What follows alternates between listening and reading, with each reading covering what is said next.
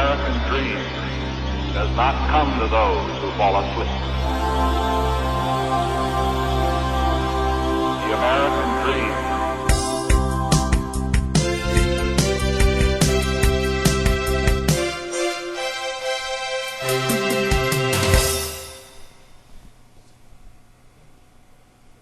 Hi, I'm your instructor, Paul Gruber, and welcome to the Pronunciation Workshop's first training session. I am very excited that you have taken this first step to improve your English pronunciation, and I do hope that you enjoy this program and receive great benefits from it. Before we begin, I want to make sure that you have downloaded and printed out the training manual which accompanies this course. If you have not yet done so, please do it soon, because you'll definitely need it. Now, you may be wondering, how is it that I am going to help you change the way you speak? Well, basically, when you learned English as a second language, you kept many of the sounds and speech rules from your first language, and you are continuing to use them when you speak English.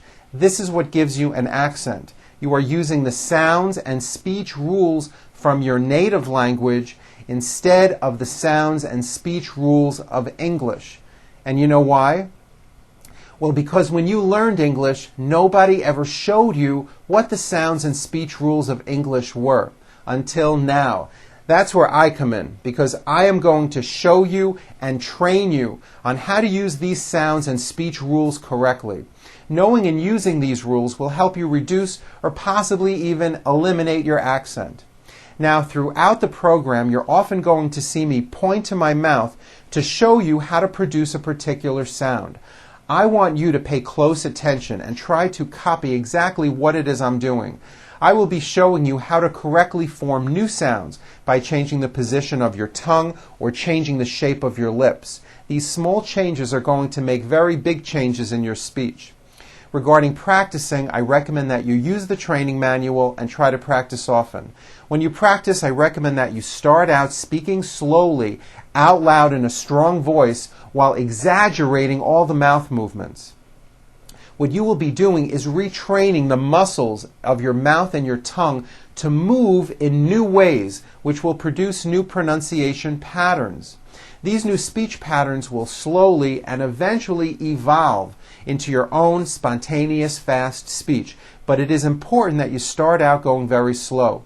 If you can pronounce words and sentences correctly speaking slowly, well, then you'll have no problem saying them fast.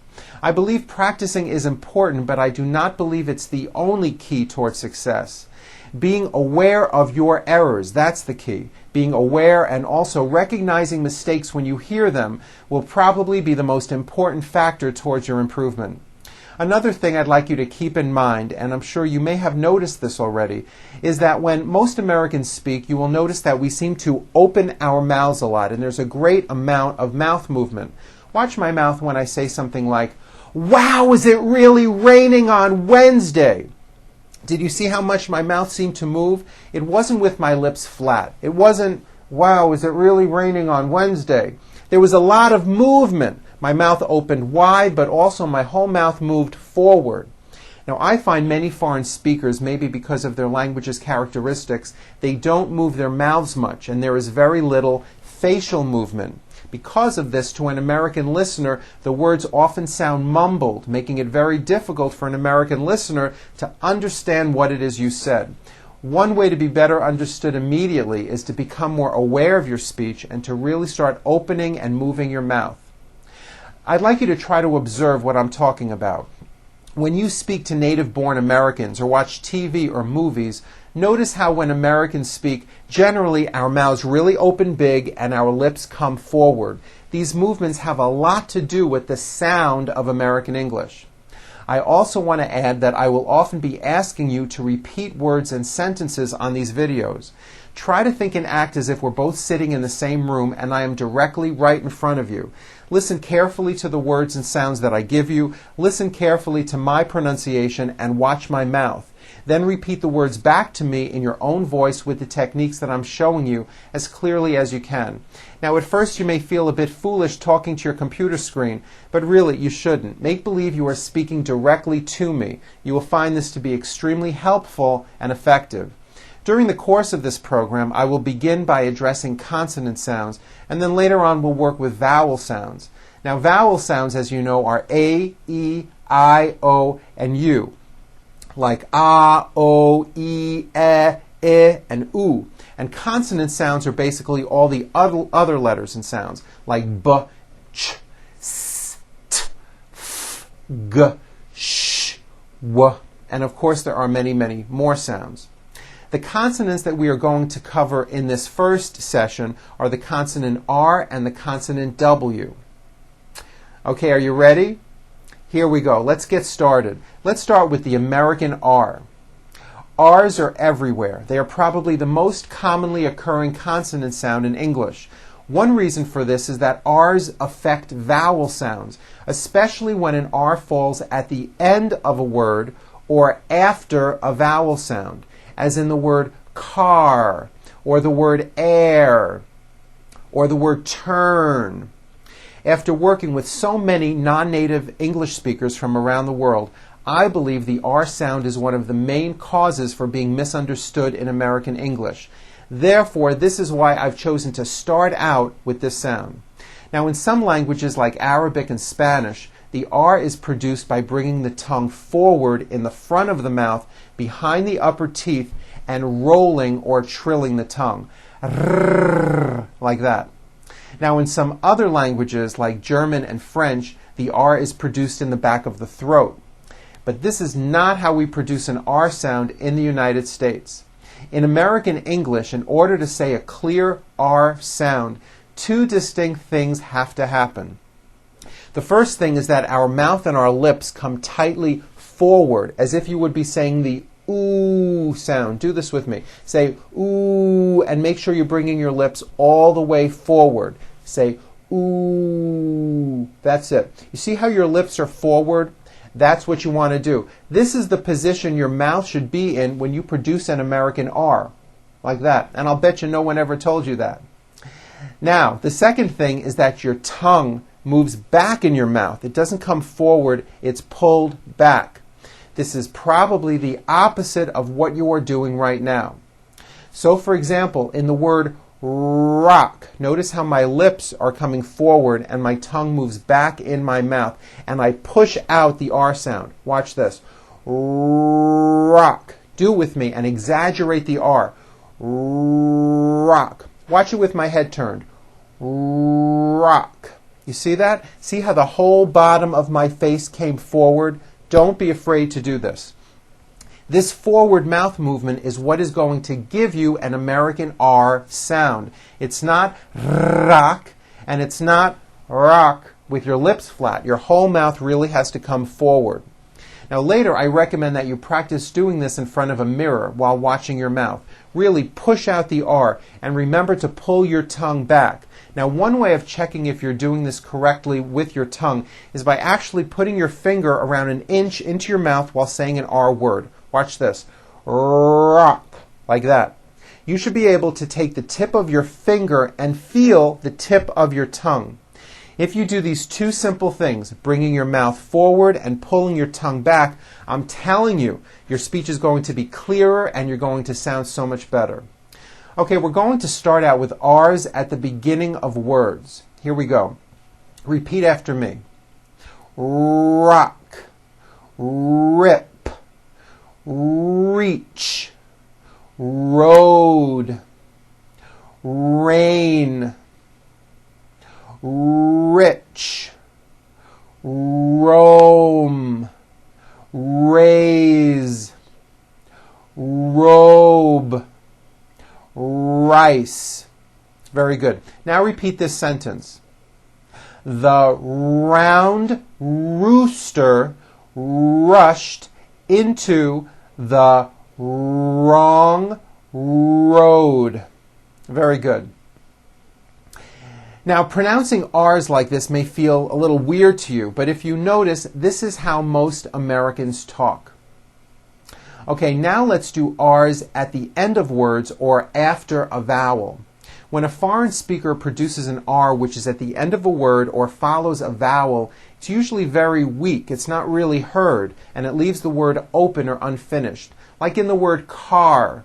Now you may say ka, ending with an A vowel, but it's not ka, it's car. Your tongue has to pull back. Car. And also your lips close a little bit in the front. The R needs to be very strong and you need to close the word. Car. Let's practice these words. Repeat after me. Car, far, star, door, bear, for, air, year, and that has a high vowel sound, E, year, turn, and pour. Very good. Okay, now let's discuss R's in the middle of words. In the word very, for example, which is a frequently used word in English, the R occurs in the middle of the word. It's not a D sound. The word is not vedi or very, it's very. Make sure that the R sound is strong and your lips are coming forward. Your tongue is back and you push out the R. Very, like that. Practice these sentences with me, nice and slow. He is very, very nice. Like that. See how my lips are coming all the way forward? Next one. She is very, very tall. Here are some more practice words with R in the middle. Repeat after me. Direction, arrange, erase, correct, marry, garage, original, hurry, zero, marine, berry, operation, caring, arrive, everyone. Okay, very good. Now, R's are often combined with other consonants and form what we call R blends. It is important to understand that the R sound is the strongest sound of the blend, and your lips often come forward before you even say the word. An example of this is the word grape. Now notice how my mouth comes forward before I even say the word. Grape. Did you see that? And notice in the word grape, the R sound is stronger and you even hear it more than the G sound. Grape. Here are some practice words with R blends. First, at the beginning of words. Here we go. Training, trust, trip, great, tropical, bring, print, president, product, cracker, crawl, break. Okay, now in the middle of words. Subtract, waitress, nutrition, Australia, introduce, compress, oppression, betray. Very good. Okay, now let's practice R sounds in sentences. These sentences are filled with R's. Keep the R sounds strong. Don't forget to bring your mouth forward and pull your tongue back. Say these sentences with me. Here we go. The story he read on the radio was incorrect. Her career in the law firm is permanent. Richard and Brooke took a ride in their brand new Range Rover truck. Everyone will respect the royal family when they arrive at the airport. Be sure to close the word air. It's not airport, it's air. Airport. Like that with a strong R sound. The trip to the Rocky Mountains will be rescheduled on Friday. Very good. Okay, now let's talk about W sounds. W sounds are very similar to R sounds. The major thing to keep in mind is that in English, when you see a W, it always has a W sound, like in the word what. Again, notice how my mouth moves forward. One way to make sure you are doing this correctly is to first say ooh with your whole mouth forward. Ooh, like that. And then open and close your lips to make the W sound, like this. Ooh, whoa, whoa, whoa, whoa, whoa, whoa, whoa, whoa, whoa. That's how you produce a W. Whoa, like that. It's never a V sound, where you are like biting down on your lower lip. Never. We'll be going over V sounds in the 4th session. The reason I mention this is because many foreign speakers, especially German speakers, say, for example, what with a V for the word what. Instead of saying, what will we do, which is correct, they may say, what will we do? And that is not right, and many people may not understand you. Bring your mouth forward on those W words. What will we do? Say it with me. What will we do? Very good. Now, as I said, the W and the R are similar. Both of them are made with your mouth in a forward position and your tongue pulled back. Your mouth should be a little bit tighter when you say an R. Listen to the similarities and differences between these R and W words. Rick, wick. Right, white. It's not vite with a V, it's white with a W. Very good. Also be aware that the W sound occurs in some words beginning with the letter O, like in the words one and once. You might not be aware of this. Practice these W words with me. We'll start out with W at the beginning of words. Don't forget to bring your mouth forward at the beginning of each word. Why, which, when, what, wipe, wish, wait, wing. Very good. Okay, now with W in the middle of words.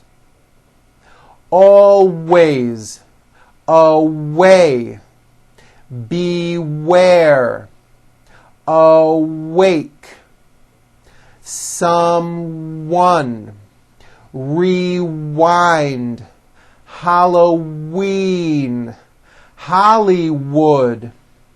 Now practice these W sentences. The wind from the west was very wet.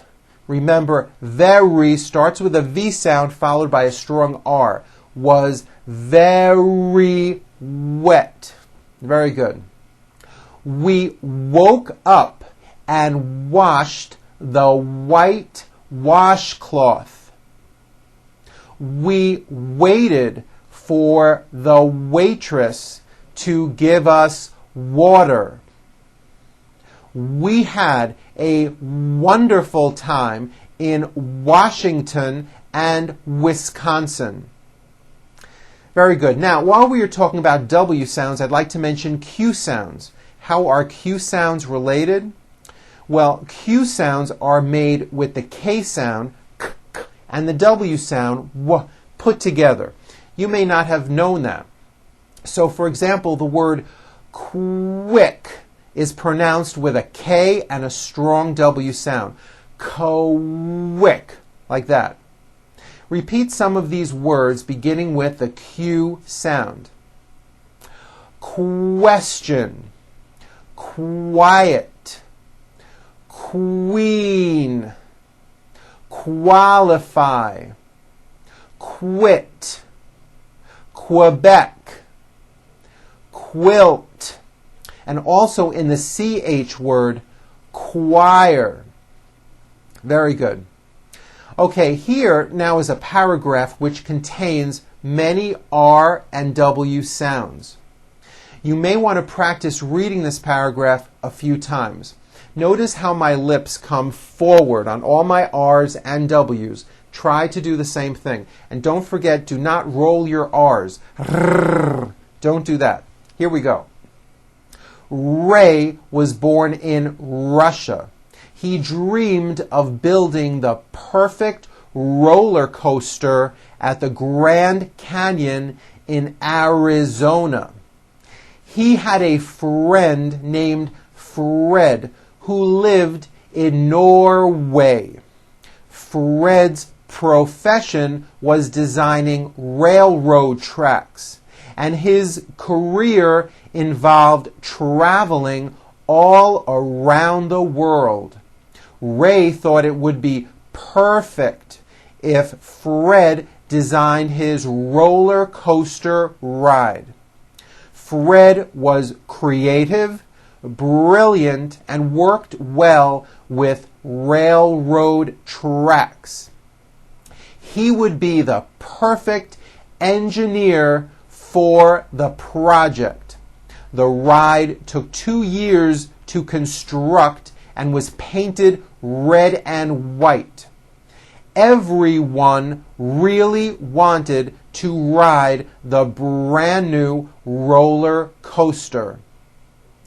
Very good. Now, if you strongly push out those R's and W's, when you practice, eventually your R and W sounds are going to be clear and your speech will be much easier to understand. If you have the time, watch this session again and practice your pronunciation along with me. Then take out your training manual and practice on your own. All the word lists and reading passages that are on these videos are in the manual as well. I hope you enjoyed our first session together. Feel free to watch this session again. I'm Paul Gruber with the Pronunciation Workshop, and I'll see you next time.